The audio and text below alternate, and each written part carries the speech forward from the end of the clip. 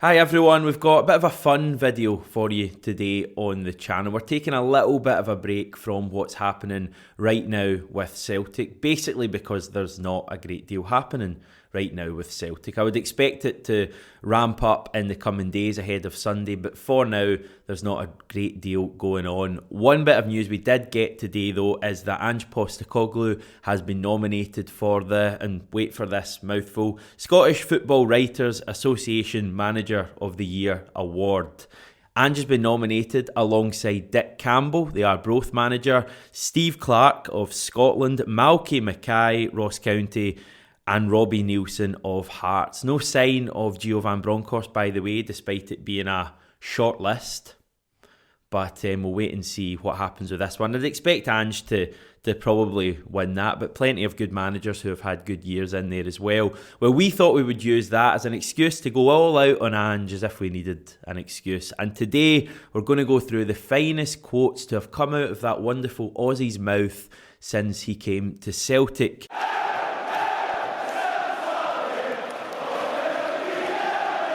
I did a video a way back, I think in about October, which was a bit more of a comical affair. It was a look at Ange's funniest lines. This one is more of an inspirational quotes video. So expect to have emotional tears this time rather than tears of laughter. I must say before we get started, a big thanks to John McGinley. This video was actually his idea. He has much better ideas than me. And also an even bigger thanks to John McGinley's Twitter feed, which I think basically tweets every single word Ange says. I might be wrong with that, but if you want to know what Ange is saying right now, I was about to say what he's doing right now, that'd be a bit weird, but if you want to know what Ange is saying right now, go on John McGinley's Twitter. I guarantee you'll go right on the homepage, and within about half a dozen tweets, there'll be something that Ange has said that's pretty inspirational. So I've basically gone through John's Twitter feed for this over the last 9 months or so, which took a fair bit of time. I've also got some of my own favourites I've added in as well. We're going to do this as a countdown from 10 to 1, starting of course with 10. It'd be a bit weird to do it from 1. So this is Ange at what I would probably say was the toughest moment of our season. October the 1st, the quote is from. We had just been roundly beaten by Bayer Leverkusen 4-0 at Celtic Park. We will have more on this game in a few minutes, by the way. But in terms of the overall journey, Ange said, "I love this. This is what I'm passionate about, and I'll make sure that we get to where we want to get to. This part of the process is not new to me." This just shows that Ange had complete belief in what he and the players were trying to achieve at this stage, even though results weren't exactly going our way. It's kind of a wonder how we were all so worried at this stage as supporters when you now look at where the journey is taken us to, League Cup already in the bag, on the verge of a quite amazing title victory. But things were pretty bleak at this stage, and we need to remember that. We had lost 3 of our opening 7 Premiership matches. We'd drawn another one at home to Dundee United. We'd been beaten by Real Betis in the Europa League group stage opener, and then Bayer Leverkusen had just thrashed us 4-0. So things were pretty bleak, but Ange continued to have belief in his players, and that must have been a real comfort to the players as well at this stage. Having a guy like Ange who very much kept faith in them and kind of told them this would all work out all right as long as they put the effort in, must have been, a real comfort to them. So we fast forward a wee bit, not too long, what, a couple of months, and it just shows how quickly things change. This is after Celtic's League Cup final victory against Hibernian. Ange saying, "All of you were probably running a book on how long it'd last. A few of you probably had December, but that's now out of the window. It didn't affect me, and that's not arrogance. I'm just really passionate about what I do." Now, this one is great because you don't actually often hear Ange talking so openly and even kind of confidently about himself. Anyone who's read Ange's book, Changing the Game, written by Andy Harper, who we of course had on the channel recently, had to get that in by the way, will know just how much belief Ange has in himself and his players. This is a guy who, when managing Australia at the 2014 World Cup, took on 3 of the best teams in the world in Netherlands, Spain and Chile, and tried to and did attack all three of them. Now, Australia didn't get any positive results in that tournament, but the actual matches themselves showed that Ange's way of playing can be successful with, let's face it, limited players against the world's best players. He has complete faith in what he's trying to do, what his players are trying to do, and it's great to read these quotes and see that coming to the fore. It's amazing also when you look at the treatment Ange gets now from the media in comparison to what it was like when he first came to the club. I was watching one of his very early press conferences for another project I'm doing the other day, and it's fair to say that the journos have fairly changed their tune with regards to the questions they're asking Ange. There's a fair few questions that were being asked at the start of the season that journalists wouldn't dare ask now, and part of that is now knowing what Ange is like and the fact that he doesn't take any crap at all, and it's also a reflection on how much Ange has basically won everyone over. And I know he doesn't necessarily have to win journalists over as much as he did the Celtic support, but I think it's fair to say that everybody, in Scottish football, Celtic fans, journalists, media, etc., have been won over by Ange, both as a person and his football team, the way they play as well. And this quote back in December just shows that Ange was just getting that little bit more confident and able to say these things that would have come across pretty badly had he done it in his first few weeks at the club. I think we'll see more and more of this going forward, especially, if he gets a league title under his belt, which we'll hopefully see in the next few weeks. Right, Ange throwing a little bit of a curveball, asked about Georgios Giakoumakis' best team comments. Remember, Giakoumakis, after scoring a hat-trick against Dundee, made some pretty big, ballsy comments, let's just say. In response to them, when asked, Ange said, "I don't tell people what to think. The one thing I always say to my players is you speak from the heart and speak what you feel is the truth in your own mind. It's not about just saying things that might please other people." I just love these comments when Ange publicly backs his players. I didn't necessarily agree with GG's comments after the Dundee game. I felt they were a little bit over the top and a little bit premature. The media have been craving distractions for Celtic this season. That's not me saying that the media are biased against Celtic at all, in my opinion anyway. It's more so that they want headlines to talk about, and Giakoumakis gave them a massive headline. But it was a distraction for Celtic at the time, and Ange just didn't allow it to become a distraction or an excuse. He hasn't allowed distractions or excuses all season. He backed Giakoumakis publicly. Who knows what he did privately? Maybe he had a word with GG. Maybe someone else at the club had a word with GG. But whatever you say about those comments, Giakoumakis has fully backed up every single word he said that day. And Ange gave him the opportunity to back up those words as well by publicly backing him. And I think that's as much about good management as it is great goal scoring for Giakoumakis. It's just, again, a perfect example of something that in previous seasons would perhaps have derailed Celtic and put us off target. But Ange harnessed it, and Giakoumakis has gone on to back up every single word he said. And it's turned out to be quite prophetic, actually. That's prophetic, not pathetic, like Ryan Jack. Really missed a trick by not making Giakoumakis number 7. But this is the Magnificent 7 now, and it's Ange Postecoglou when asked about Ben Doak to Liverpool reports at the time. Now, this move has now gone through. I don't think we ever actually got official confirmation from Celtic, but it certainly happened. Ben Doak's no longer with Celtic. Ange said, "I've said all along, my role in this is to look after the footballers who want to be here. The footballers that don't want to be here, there's another avenue there for them." It all comes down to control here, and Ange isn't going to waste time on things he can't control. I think it was really important that, given where Celtic were, we hired a manager who could do what's best for the club. I think Celtic probably served individuals for too long rather than doing what's best for the club. And when we got Ange, we had someone who will put Celtic first. It also hints at the whole thing of treating everybody equally that so many of Ange's former players have told us about when we've spoken to them. It doesn't matter if you're Chris Ayer, Ryan Christie, Odsonne Edouard, or if you're a supremely talented youngster like Ben Doak. If you're not fully committed to Celtic and to Ange, he won't entertain you and he won't waste his time on you. And I think that's a really good message. Full, unwavering commitment is the minimum expectation that Ange expects in his players. Right, this is Ange when he was asked what it means to move up to second in the table and just 2 points behind Rangers. It just means there's a long way to go, mate. Now, this was obviously pretty early in the season, and Ange has been getting asked about the title race ever since then.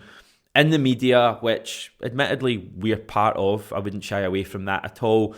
I think there's always a tendency to talk things up. There's a need to generate headlines and discussion points, and talking about tense title races and major collapses and teams been out of the title hunt after 5 or 6 games is all part of that.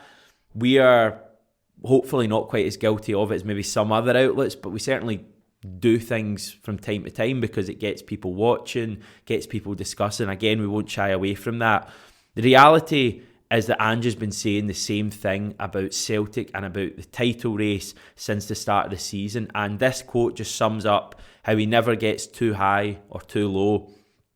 There should be some sort of challenge, right, where you play an Ange Postecoglou post-match interview with Celtic media from a random game this season. You bleep out the bits where he mentions maybe the team you were playing against, and you have to try and work out what the score was in the game, because I think it'd be pretty difficult. You see Ange sometimes after 4-0 victories, and he's just kind of the same as he would be if we'd maybe lost the game. And I think that's great as well, because he doesn't get too high, doesn't get too low, and equally that doesn't allow the players to get too high or too low. And I think that's been a huge part of how and why Celtic have gone on such a really good domestic run, basically since our troubles at the start of the season. I think it all comes down to Ange, the way he acts, setting the example to the players and the way they should act. It's probably something I can learn from as well. I think at this season, probably more so at the start of the season, I was pretty up and down. I was pretty reactive to results. Ange isn't reactive to results at all. He looks at the bigger picture, he looks at the level of performance, and he looks at the journey the team is on. I think he's absolutely massive on the journey the team is on. And I guess, again, there's a lesson probably for us all in there, just not to get too up or down and too kind of exasperated about great things or really bad things. Just keep a kind of level head with things. In this modern world where rage is all the, well, rage, I suppose. I realise I sounded like Martin Luther King for a minute there, so we'll quickly move on. Right, another life lesson from Ange here. This is him speaking about the 4 Japanese players and the need not to do what I literally just did. We have to be careful about just saying 4 Japanese players. These are 4 individuals. They are totally different people. If you ever get the chance to meet them, you will see they are totally different people, totally different kinds of players. It is lazy for us all to say, I have just brought in 4 Japanese. I have brought in 4 quality players who I think can add to what I am doing here. They are all totally different. They all have different personalities. They have had different careers so far, and they offer something different to the club. This is probably a little bit of an insight into our general ignorance. We were probably all guilty of the Japanese Bahoys patter that Celtic rolled out on December the 31st and the day when Maeda, Hatate and Gucci signed, and the hastily arranged press conference with all 3 sitting awkwardly behind a desk. I think that probably went against what Ange was saying a little bit. Most of it was pretty harmless and came from a good place. But once again, these quotes just proved that Ange was looking out for his players, but he was looking out for his players and also his people as well. It's not just what they do on the pitch, it's off the pitch as well, and he was keen to defend them, which is obviously great to see. And any time he slags me and everyone else off, that's more than fine with me. This was from his Stan Sport interview. I found a real affinity with the club. We all know the club. We maybe surprise people over here at the beginning because we seem like we're a million miles away and almost on another planet, but we've always been more than aware of the great clubs around the world, and Celtic is one of them. Their whole background and why the club was actually formed: to feed the Irish immigrants. There was a purpose behind this club that stayed with it right to this day. For me, that obviously resonates strongly, being an immigrant in our own country. South Melbourne, Hellas, Melbourne, Croatia, Sydney, Croatia, all these clubs were set up the same way. They weren't set up solely to be football clubs. They were set up to actually help people adjust to the life in a new land. I'm not going to go massively in depth on this quote because it just kind of talks for itself. It just proves that Ange gets it. This isn't him playing to the galleries from a position of strength either. He's been saying this kind of stuff right from the start, and he has a past that backs it all up as well. So yeah, great stuff, Ange. Right, we're into the top three, and this one is a bit of a John McGinley favourite. It's Ange speaking ahead of a trip to Bayer Leverkusen about the previous meeting between the sides in Glasgow about a month and a half earlier, and the positive effect that match had had on his players despite it being a 4-0 drubbing. People will look at the 4-0 scoreline in the last one and say it must have been a thumping, but that doesn't really tell the story of the night. Yes, we conceded 4, but we could have scored 4 ourselves, which gives us confidence that even against the best teams we can still create good chances and play our game. I think copping 4 against Betis and Leverkusen helped build some trust between me and the players. Then they were probably looking at me and wondering, is he going to change his approach? Are we going to have to take the blame for this? That never happened, and it has been a lot better the last 4 or 5 weeks with results following the performances. We are more settled now and in a good place. Again, and I didn't notice this the first time I was doing it, but again he says results follow performances, which just backs up what I said a few minutes ago, that first of all, he isn't obsessed by results, he's obsessed by performances. I'm fascinated by these sink or swim moments Ange has when he's at clubs. He had one at Brisbane Roar when a young defender made a couple of bad mistakes in a big game for the Roar. I think Ange was going back to Melbourne, where he's obviously from, and they lost that game quite heavily, but he was unable to criticise his player and just the general team because they were only doing what he had told them to do. He had a similar moment with the Socceroos. It was at the World Cup in 2014. They went down 2-0 very early on to Chile, and again, that sink or swim moment. The Aussies fought back. They lost the game 3-1, a late third goal from Chile, but in general, at that moment when they could either have folded like a pack of cards, to quote a certain man who I'm not going to give any more airtime to on the channel, or they could really have fought back, and they fought back. And he seems to have these moments in general at clubs, and it seems like this moment at Celtic, the turning point, if you will, was the 4-0 loss to Bayer Leverkusen at Celtic Park. And he says as much in this quote. This one needs no introduction. We are all transient figures at this great club. The constant is the fans, and they expect us to get on with it. I've done that throughout my career and will continue to. Everyone is allowed to express opinions in whatever way they choose to. Our job is to send the 60,000 who are here home happy, and that goes for the millions around the world. Sometimes it's good to be kept on your toes, and I'm sure our supporters will do that. Any guesses what this was in relation to? It was either going to be probably Don Mackay or Bernard Higgins. It was Don Mackay. It was in relation to his premature departure from Celtic and the protests that took place the following day against Ross County at Celtic Park. Again, going back to something I said earlier, this whole Mackay fiasco and the protests from the supporters in what was a big game at that stage of the season. I think it was our first game back after the international break, after the defeat at Ibrox. It could have been a distraction. It could have allowed Celtic to veer off course, but Ange addressed it and turned it into a positive. He turned the protests into a good thing almost, and these quotes sum that up. And he's been very good at that all season, turning what you could certainly perceive as negative things into positives. No fans allowed at one stage of the season. Let's make sure that we appreciate them even more when they do return. Injury crisis, use it as an opportunity to build resilience in the squad. It all seems to be positive with Ange. He rarely dwells on the negatives.